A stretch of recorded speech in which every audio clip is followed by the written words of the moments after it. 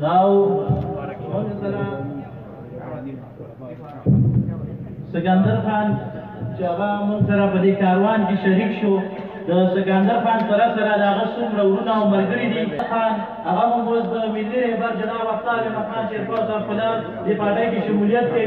ورسره عابد خان هغه ته هم خواست دی چې راشي او باقاعده په پارټۍ کې شمولیت وکړي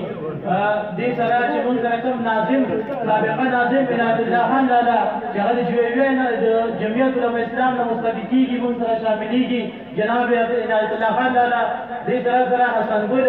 ورپسې فوجي ماما چې د پي ټي آی نه مستفید کېږي او ورسره نور خان لالا هغوی ته خواست دی چې راشي ورسره ظهور د پي ټي آی نه موږ سره مستفید شوی دی او په قومي وطنپالنۍ کې شمولیت کوي او ورسره محترم شاه لالا چې د ان پي نه هغه موږ سره شمولیت کوي په قومي وطنپالنۍ کې او دې سره دوست محمد حاجي صاحب چې هغه هم د پي ټي آی نه مستفید کېږي او موږ سره شمولیت کوي او ورسره مکرم خان حاجي صاحب چې هغه په پالنۍ کې شاملېږي هغه موږ سره د ان پي نه مستفید کېږي او په قومي وطنپالنۍ کې شمولیت کوي ورسره دې سره رؤوف خان هغه د پي ټي آی نه مستفید کېږي موږ سره شمولیت کوي ورسره فرمان خان چې هغه د پي ټي آی نه مستفید کېږي او موږ سره شمولیت اعلان کوي او دې سره بشیر احمد خان چې هغه هم د پي ټي آی نه مستفید کېږي او موږ سره په دې پالنۍ کې په دې کاروان کې د شمولیت اعلان کوي ورسره عبدالله خان چې د جي یو نه د جمعیت علماء اسلام نه مستفید کېږي او موږ سره په دې سره د شمولیت اعلان کوي دې سره شاهخان افریدي صاحب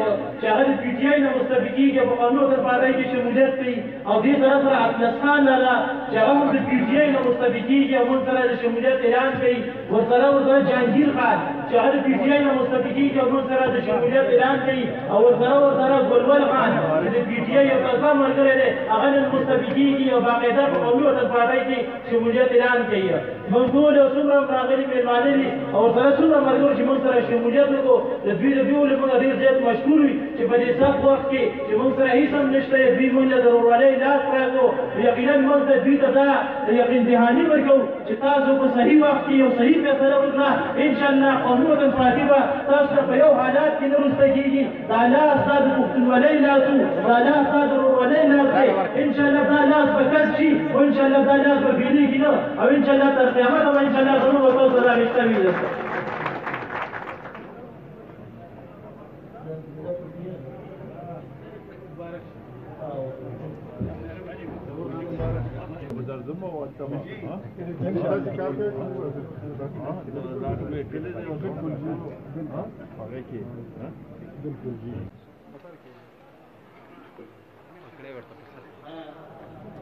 دې ټیم کې زموږ سکندر خان ملي رهبر جناب افتاب مکان شیرپور ته د پښتنو شمله د پښتنو کومه نښه د هغه په سر ده تاسو ټول ملګري د لاسونو په پاکۍ کې د دغې تایید وکړئ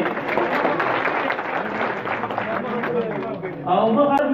هغوی هم نن موږ سره په دې پنډال کې ستاسو په وړاندې په باقاعده طور باندې نور پاټونه مستفید کېږي او په قومي وطنپالنۍ کې د شمولیت اعلان کوي